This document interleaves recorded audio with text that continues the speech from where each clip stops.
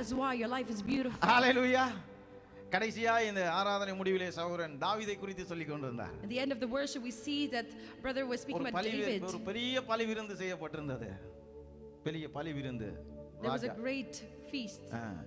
அங்கே தாவீது ஒரு புறக்கணிக்கப்பட்ட ஒரு நபராக இருந்தார். We see that David was one who was cast off. ஆடு மேய்த்து கொண்டிருந்தார். He was one who was leading the sheep. ஈசாக்கு 8 பிள்ளைகள். Isaac had 8 children. அதுல 7 ஜாம்பவான்கள் மாறி போய் அங்கே எல்லாரும் பலி விருந்துக்கு ரெடியா இருக்கிறாங்க. Oh, we see that there were 7 who were ready. எலியாபை கண்ட உடனே சாமுவேலின் கண் அப்படியே வெளிச்சமா தெரியுது. ஓஹோ, வாட்ட சாட்டமா இருக்கிறான், நல்ல அழகா இருக்கிறான், இவன் தான் ஆகும். We see that Samuel looked at all these men and he said, "Oh, this must be the one." கர்த்தர் சொல்றான், இல்ல இல்ல இவன் இல்ல. And the Lord said, "This is not the one." அப்பிபாடு யோனதாப் வருகிறான். Then Jonathan comes. கர்த்தர் சொல்றான், இவன் இல்ல. No, it's not him. It's not him. அடுத்து ஷம்மா வருகிறான். The Shammah's coming. அப்பிபாடு மிச்ச பிள்ளையோட பேரை சொல்லல, மீதி இருக்கிற 4 வருது. Then the other 4 came. அவன் சொன்னா 4 இல்ல. It's not him.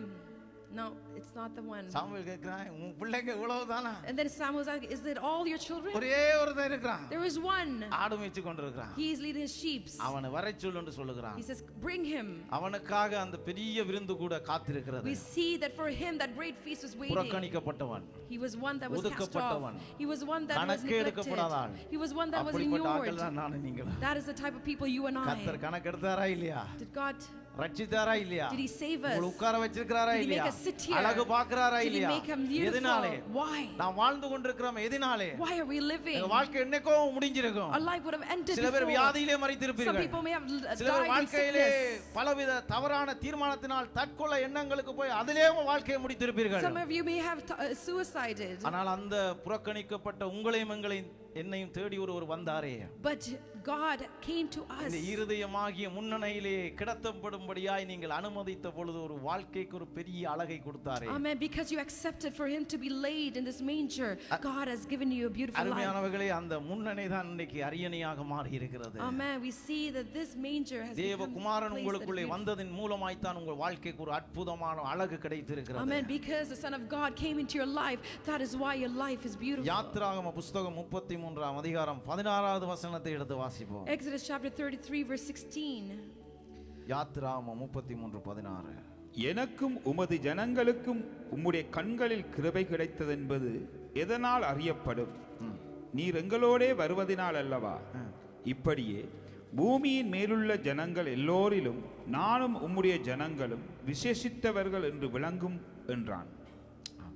For wherein shall it be known here that I and thy people have found grace in thy sight? Is it not in thou go with us? So shall we be separated, I and thy people, from all the people that are upon the face of the earth. Amen. Hallelujah. எதனால இன்னைக்கு நாம் விசேஷித்தவர்களாக இருக்கிறோம்? Why are we so special? எது என்னையும் உங்களை விசேஷித்தவர்களாக இந்த உலகத்துக்கு காண்பிக்கிறது? What is showing to this world that we are special? எது எங்களுடைய வாழ்க்கையின் பெரிய அடையாளமா இருக்கிறது? What is the great sign in our life? எங்களுடைய படிப்பு கிடையாது பாருங்க. It's not my education. எங்களுடைய வாழ்க்கையிலுடைய பொருளாதாரம் கிடையாது. It is not my financial situation. அவர்தான் தேவகுமாரன் எங்கள் வாழ்க்கைக்கு வந்ததினால் தான். Because the Son of God came into my life. விசேஷித்தவர்களாக இருக்கிறோம். That is why we are Hallelujah. special. Hallelujah. கரங்களை தட்டி நம்முடைய தேவனுக்கு நன்றி செலுத்துவோம். Shall we clap our hands and thank the Lord? முன்னணை இன்றைக்கு அதைத்தான் பறைசாற்றி கொண்டிருக்கிறது. And that is what this manger is speaking about. ஒடுக்கப்பட்ட புறக்கணிக்கப்பட்ட கவனிக்கப்படாதவர்களை those who are not taken care of, those who are put aside. We see the Lord took 1 கொரிந்தியர் 1வது அதிகாரம் 26 தொடக்கம் 28 ஆகிய வசனங்கள் அதை நமக்கு சொல்லுகிறது. In 1 Corinthians chapter 1 verse 26 to 28 is saying that to us. ஆமென். சீக்கிரம் 1 கொரிந்தியர். எப்படியெனில் சகோதரரே, நீங்கள் அழைக்கப்பட்ட அழைப்பை பாருங்கள். மாமிசத்தின்படி ஞானிகள் அநேகர் இல்லை, வல்லவர்கள் அநேகர் இல்லை, பிரபுக்கள் அநேகர் இல்லை.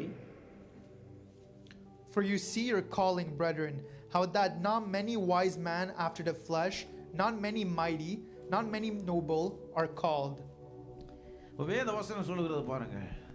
See what the word of God is saying. அப்போஸ்தலன் பவுல் சொல்லுகிறார், தேவன் எப்படி யாரை தேவன் தெரிந்து கொண்டார் என்பதை குறித்து, தேவனுடைய தெரிந்தெடுப்பை குறித்து அங்கே பேசிக் கொண்டு வருகிறார். Apostle Paul is speaking about the calling that God has for us. 27 28 ஆகிய வசனங்களை நாம் வாசிக்கிற பொழுது வாசிங்க. ஞானிகளை வெட்கப்படுத்தும்படி தேவன் உலகத்தில் பைத்தியமானவைகளை தெரிந்து கொண்டார். பலமுள்ளவைகளை வெட்கப்படுத்தும்படி தேவன் உலகத்தில் பலவீனமானவைகளை தெரிந்து கொண்டார். உள்ளவைகளை அவமாக்கும்படி உலகத்தின் இழிவானவைகளையும் அற்பமாய் எண்ணப்பட்டவைகளையும் இல்லாதவைகளையும் தேவன் தெரிந்து கொண்டார். But God had chosen the foolish things of the world to confound the wise, and God had chosen the weak things of the world to confound the things which are mighty, and base things of the world and things which are despised had God chosen, and things which are not, to bring to naught things that are.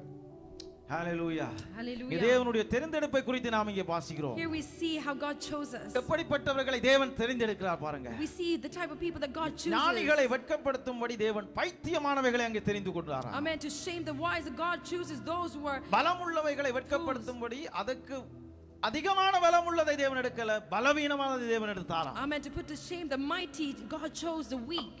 அப்ப தேவனுடைய தெரிந்தெடுப்பை நாம் இங்கே பார்க்கிறோம். Here we see how God chooses people. அருமையானவர்களே, என்னத்தை புரிந்து கொள்கிறோம்?